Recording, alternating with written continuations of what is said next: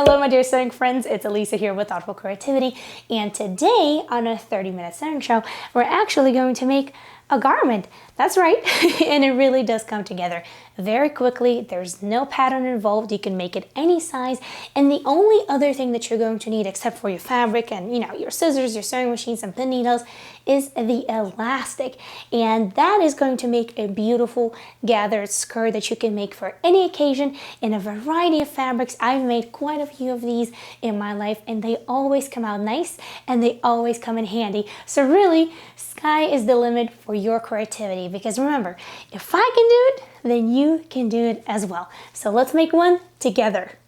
Now, since we're going to work right on fabric, the first thing that I want to do is I want to iron it flat to make sure that there's no creases, so that way when we cut it nice and straight. Now, I am working here with 100% cotton. However, you can work with a variety of materials like linen, cotton blends. You can work with rayon. You can work with lightweight denim like chambray. So I will leave a list of suggested fabrics in the info box below for you guys. Now, usually that kind of skirt will sit at the waist, and then it can be as short or as long as you would like it to be. So for the next step, for us to actually cut the fabric, we would need two simple measurements. First one of them is going to be your full waist measurement. You're going to take your measuring tape, you're going to put it around your waist, just like so. And then once you have that measurement, you're going to record it on a piece of paper. The next measurement is from the point where you are measuring your waist. You're gonna take your measuring tape and you're gonna drop it as low as you would like it to go. Now, I will be making my skirt for my toddler. So for her waist measurement is 20 inches, and the length, well, I'm working with a really small piece of fabric, so I'm just gonna use as much as I have. Now, in order for us to get that really beautiful gathered effect of the skirt, we actually need to take that measurement of the waist that we just got and multiply it by either 2 or 3. If you multiply it by 2, you will get a medium puffiness of your skirt. If you multiply it by 3, it'll be nice and puffy. If you take more than that, you might have quite a bit of volume and the gathered details on the waist, so it really depends on your fabric. So if you go for chiffon, taking it 4 times, it wouldn't be a problem. But if you go for like medium weight linen or cotton, I would probably stick to 2 or 3 times. So for example, the waist of my toddler is 20 inches, so multiplying by 2 will be 40 inches. Now, usually we would also add seam allowance for our pattern, but because this is just a straightforward gathered skirt and seam allowances, in my case, only take 1/4 inch, we're not gonna bother about that. So just take twice or 3 times the amount of the length of the waist that you just got. Now, for the length of the skirt, this is what you will need. You will need the length measurement that you just took from the waist down, as low or as short as you would like it to be, then 1/2 inch for the hem of the skirt, and then the actual width of your elastic. Now, don't take exactly as wide as your elastic is. Take a little bit extra, at least 1/4 inch, maybe 1/2 inch extra, because we want that elastic to move in there just a little bit, so that way we can actually get it through and not just kind of like being stuck in there. So you will need the length from the waist down, then you will need 1/2 inch for the hem of the skirt, and then a little bit more than the width of your elastic. So once we have those 2 measurements, the actual width of the fabric and the length of the skirt, let's cut our pattern. Okay, so this side is going to be the width of my skirt, and this side is going to be the length of my skirt. So I'm going to fold it right sides together, so that way I can cut it all at once. Now, this top edge is a little uneven, so I'm going to even it out, and I'm using a heat erasable pen, so don't worry. This is going to be erased as soon as I iron my skirt again.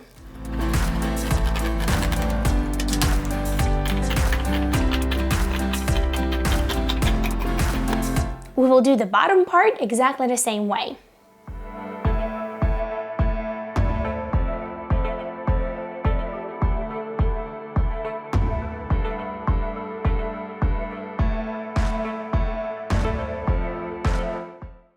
And pretty much we're halfway done. Seriously, this is that easy. So my skirt pattern is done. I'm going to fold it in half like so. Now you have 2 options. You can either stick just with one seam like we have right over here. In my case, I do love symmetry, so I do like the look of two side seams, not just one side seam or back seam. So what I will do is I will stitch right over here, this side, the one that is actually cut, and then I will repeat exactly the same thing, just with a really, really tiny little stitch on the other side, so that way I have two symmetric seams. Now we will connect these two sides with a straight stitch, and after that we will use an overcast stitch or a tightly spaced zigzag or a serger if you have one, to make sure that we seal the edges so that way nothing will unravel as the skirt is being worn. So with a straight stitch, 1/4 inch seam allowance, we will do the seam right over here and on the other side if you wish to do so.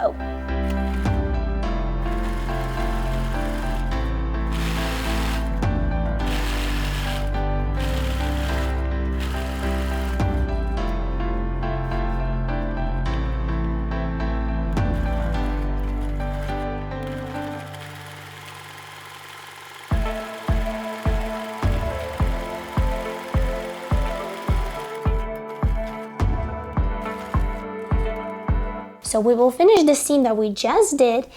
Then while we're at it, we will also finish the top part of the skirt. You just don't want to place it like this. You just want to catch one single layer from one side all the way to another side, because that's where the elastic is gonna go. So let's get that done.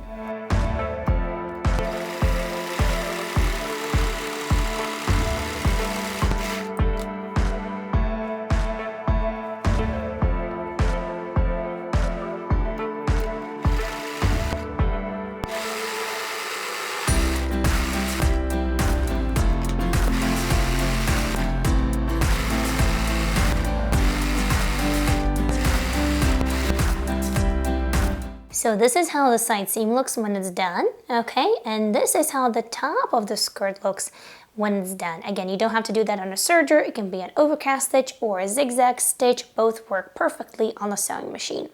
So for this next step, we're actually going to iron and press the hem of the skirt and the top of the skirt as well. And it's really easy to do. We're gonna start with the bottom hem. What we're going to do is we're going to take our skirt and we're going to press 1/4 inch first, and then we're going to press another 1/4 inch in, so that way it will form a little hem like that, and we're gonna do it all the way around.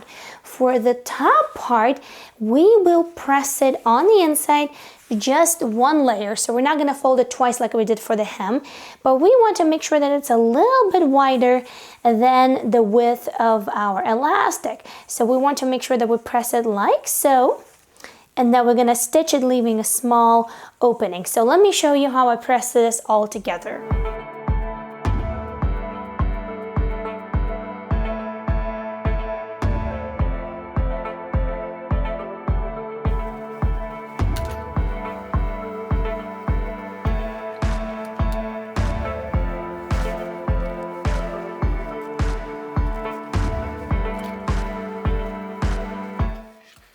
Alright, so now that everything is pressed, we are ready for one of the final steps for our skirt. Now for the bottom hem, we're going to do a straight stitch right at the edge of this crease that we did with the iron.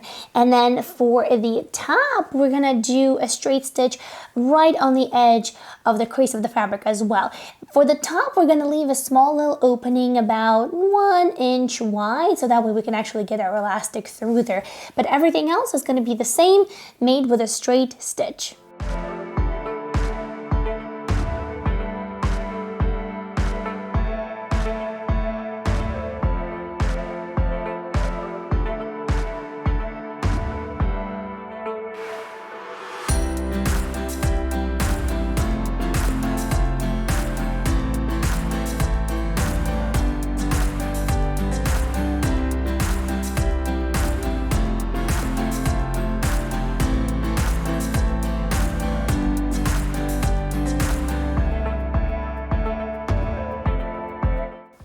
All right, now that the skirt is almost done, there's one last thing for us to do. Take your elastic and open it up, and don't cut it just yet, okay? Because every elastic is a little bit different.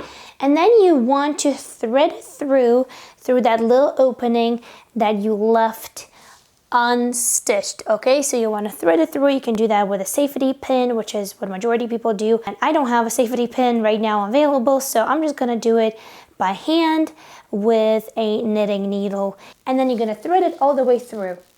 Alright, so this is how it looks like when the elastic is in the casing. It's pretty much almost done. We have like 1 or 2 last steps to do, and then you'll be able to rock your new skirt. But it's so cute, isn't it? Again, you can make it in any size. It doesn't have to be for kids only. Now, when the elastic is in, don't cut it just yet. Go ahead and put it in yourself. Make sure that everything fits nicely, sits comfortably, not too tight, not too loose. Then you can take a pen and mark it where you want it to be. And then we will connect the 2 ends with a zigzag stitch. And after that, we will close up that little gap that we left unsewn. We'll close it up, and then I'll show you one little trick to make sure that the elastic doesn't twist inside the casing.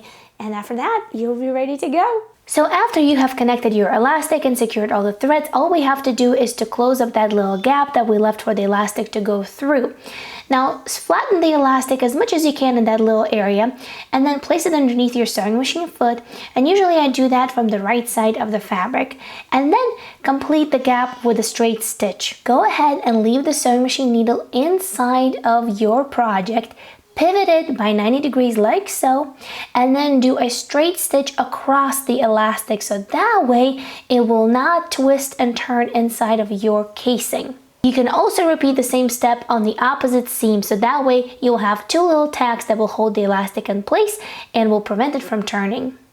And that's it, your project is done. This principle applies for any size of a gathered skirt. For kids, for adults, doesn't really matter. Just make yourself a beautiful skirt for this upcoming spring and summer. Thank you so much for watching. Check out this other really awesome tutorial that you see on your screen. And until next time, happy thoughtful sewing. Bye!